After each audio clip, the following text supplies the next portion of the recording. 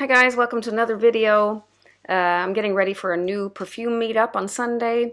I want to clear out a little bit, and I'm thinking about now letting this discovery set that I want to talk about today go.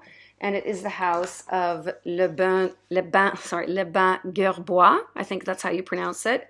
1885. And I've already marked it here that I want what I want for it, or might swap it. But when you buy this now, they have this deal out here. I Googled on it just to see. So for 40 euros, you get the whole discovery set with the 9 fragrances and the 3 new releases as well. So you get 12 fragrances, but they're only 1.5 milliliter, which I think is a little bit too little, maybe. But on the other hand, I bought this used from somebody, and there's still kind of like, you can see like half left. Some of them more, some of them maybe a little less of each one. So there's plenty, as long as you don't love one fragrance or you're having a hard time deciding, because then you usually need more than 1.5. So I guess it's a pretty good deal. Oh, the deal was 40 euro, free shipping, and then you get 40 euros off your next purchase, which I thought was a really good idea.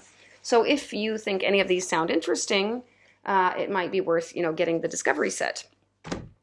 Okay, the first 9 in the box itself, they all have names with like a year and a name. The first one is 1885, Bains Sulfureux, and then it goes 1900, 1978, and they're kind of like random years, and the last one is 2018. And there are some master perfumers involved. 2 are created by Dominique Ropion, 2 by Bertrand de Chaffour, 2 by Jérôme Epinette, who is the perfumer behind Byredo. And I think Victoria Beckham's new fragrances, and also this new house, Bibi. And then there's Dorothée Piot, who I'm not so familiar with, and Fanny Ball, which I'm not super familiar with either. And then there are 2 more that are a little bit more kind of unknown names to me. They don't need to be And I just thought I'd just, take you quickly through and kind of mention which ones were my favorite. And just to summarize this house, I'd say that this is, it's high quality perfume. The blends are really nice. They're well blended, but they're kind of quiet and not huge projectors. I'd say below average for sure. Below average, and also most of them lean a little bit masculine. Unisex to masculine. There's no fragrance in here that I find feminine anyway. It's either unisex or masculine leaning fragrances, so bear that in mind. And I think many of them, they don't score high points for uniqueness. Like, many of the fragrances remind me of something else, and very many other people as well, because if you look on Fragrantica, like under the reminds me of section, there's like loads of fragrances mentioned. And several of them, like, there's a specific fragrance that comes to mind, and I'll kind of mention that as I go along. So the first one is 1885, Bains Sulfureux, by Dorothée Piot. It's a very light, airy, herbal amber with rosemary in the top, and some think that the rosemary is quite dominant. I can't quite pick that up when it's kind of drowning in, like labdanum and benzoin, and what else does it have here? Incense, patchouli, tonka. So it's amber. It's an amber, but it's kind of soft. It does remind a little of Obsession from Calvin Klein, if you remember that old fragrance. If you're maybe my age, you might. I like it. Would I buy it? No, I have enough ambers. This one didn't make me go like, ooh, I just need this. 1900, L'Heure de Proust is the next one by Jérôme Epinette, and it smells like a Byredo. It's a blueberry fragrance with tea, and it also has some like mate, which is also kind of a tea, bitterish kind of note. And then it has vanilla and praline. It's too sweet. It's too loud.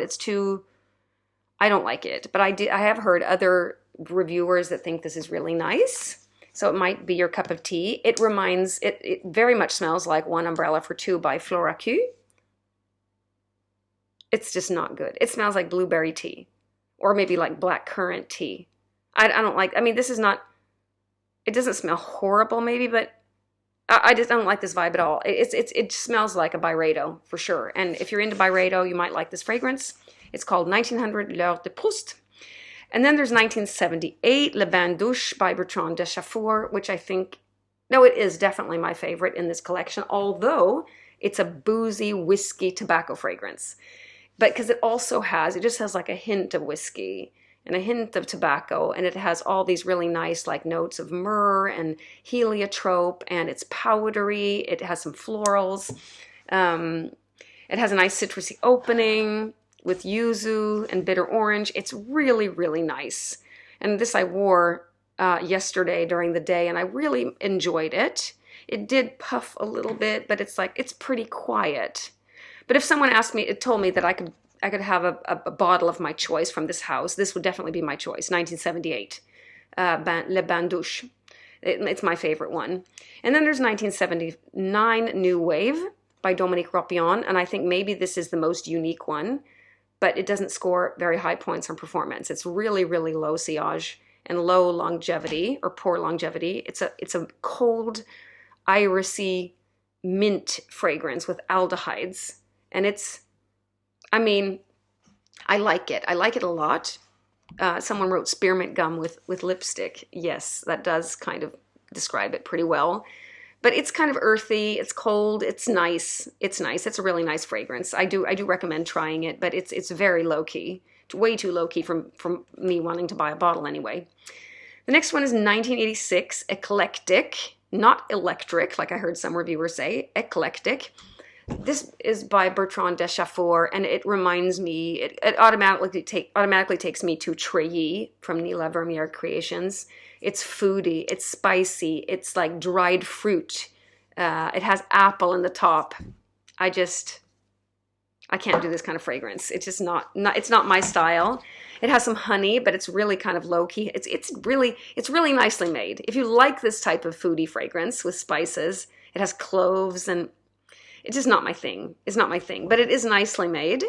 That was 1986 Eclectique. And then there's a really challenging one, actually, to my nose that smells very much like another fragrance. It's 1992. Look at the juice. It's orange. It's called Purple Night by Dominique Ropion, and it takes its inspiration from a concert with Prince when he was performing Purple Rain. So it's not like a purple fragrance. It doesn't have any purple notes like violet and iris. It's a tobacco suede tuberose fragrance, and it reminds me a lot of Cabernet Nocturne by Visiteur, which is a Swedish house that you guys might not have heard of. But I do think that other big reviewers have given it quite high ratings. Cecile Sorokian created that fragrance, and it's really special. It's like, I know Sebastian really, really likes it. It's an ashy, cigarette-y kind of tuberose, and this one is a little bit easier to wear than Cabernet Nocturne, but this is not the tuberose. I'm thinking about adding a tuberose to my collection. It's kind of like I'm getting back into it after I used to love it. Then I kind of started to hate it after Rouge Malachite from Armani, and now I'm kind of back into it again. But I don't think this will be the one. That was Purple Night, 1992 Purple Night. Then we have 2013 and 2015, I'll just kind of mention them together, are kind of like standard masculine niche fragrances. One has a little more sandalwood than the other. It's a little creamier. That's 2013. Résidence d'Artiste. The other one is called Le Phénix, 2015 Le Phénix, which has incense. It's just that there are little differences, but I can't waste time on these fragrances. They're just not interesting to me. And then we have the three kind of new releases that came kind of on the side. Oud Laqué is really, really nice, but it reminds me too much of Oud Bouquet from Lancôme. This is easier to wear. This is actually nicer. So if I had to have a bottle of either that one or this one, it would be this one. But I have a 10 milliliter decant, and it's so potent that I won't, it'll last me 10 years, that decant. And maybe even more, because one drop fills the room. This one is easier to wear. Oud Laqué is actually really nice. Maybe this is the only one that I do think leans a speck feminine. And the notes on the card here don't represent the smell very well, I don't think, because this has, according to the card, dried fruits, cardamom, leather, cloves, geranium. I'm not getting that at all. It's a rose oud fragrance to me. And it's weird that it doesn't have any oud listed, and it's called Oud Laqué. But it has quite high ratings on Fragrantica. It's a really nice fragrance. And then we have Damier. It's a sandalwood fragrance. It's a little sour to me. It's milk and jasmine in the mid. It has sandalwood. It's a little bit too peppery in the opening. My friend loves this. She bought a bottle. I mean, I think it's so much better than Santal 33, which I think is quite horrible, from Labo. And I know it's super popular. This is like it's creamy sandalwood, like wood shop type wood. But someone on Fragrantica wrote that it smells like sour milk, and then I just couldn't unsmell that, and now I think it smells like sour milk too. So not for me, not for me. But I don't like straight up sandalwood fragrances. So if you're into it, might be worth checking out. Then there's also Raku, which is kind of also like a standard masculine. It has black pepper in the top, fig and clary sage, white musk and cedar, ambroxan in the bottom. I just can't spend more time on it. It's not bad. I just don't. And I just thought I would let you know that some of these fragrances, unfortunately not 1978, that was my favorite. Oh, I want to mention one more. 2018 Roxo Tonic. I had written it in wrong. My notes look like this. I have all the 12, and then the color here is the perfumer. So these two are Dominique Ropion fragrances, and I get kind of a good overview, and I can kind of look for patterns and kind of see similarities, and it's just the way I like to do it, and I can go back to my notes and look at them. But Fragrance and Art is this shop that I sometimes have mentioned. It's north of Sweden. They have a physical shop there. She opens only by appointment. It's mostly a web shop, but she does ship all over the world. And right now she's clearing out this house. And she unfortunately doesn't have 1978 Les Bains Douches, the whiskey fragrance I was talking about with heliotrope and tobacco that I liked a lot. But she has like 5 or 6 of them, and they're 50% off right now. So you might want to, if you think that any of these sound interesting to you, it might be a good time to go and check it out on fragranceandart.com. I think it's fragranceandart.com. I think so. I mean, I don't cooperate with her. I don't get anything for this. I just think it was a good deal. You know, if the normal price is like full retail is like $200 for 100 ml. And so now it's like $100, which is I mean, I would consider 1978 Les Bains Douches, I think. I will be looking around for a good partial, like a good secondhand deal. I think that would be really good bang for the buck. That was my favorite. Oh, I wanted to mention that last one, 2018 Roxo Tonic.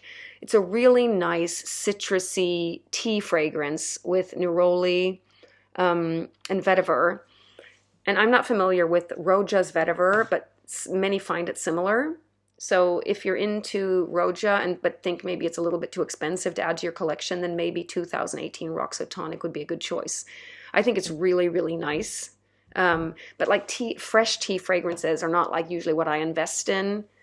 But I do like use my samples when I have that kind of fragrance. It's a little bit like Neroli Renoir from Guerlain, if you're familiar with that one, from their exclusive line. That is nice.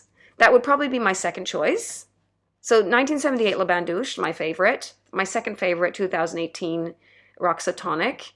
Even though I'm not really like a tea and vetiver kind of person, it's a really nice citrus neroli with tea. And the third choice would be Oud Laqué, the rose and oud fragrance that has this really kind of soft, nice, powdery feeling to it as well. Those would be my top 3. I would love to hear if you have what your opinions are on this house. Do you think it's a house worth digging into? Which one is your favorite? Do you wear it? Do you like the bottles? The bottles are really nice. I like the bottles. They're all the same, and they look kind of old looking, but in a kind of a cool way. You'll have to look them up online. I know I don't have the highest quality videos. I just I press record, and then I speak. Basically, that's kind of the level of ambition that I'm willing to put in right now. Just kind of as if it was a live video on Facebook and hanging out with you guys just like my Facebook friends, but we have this common interest. That's the way I look at it. Okay, guys, I'll be back soon with another video.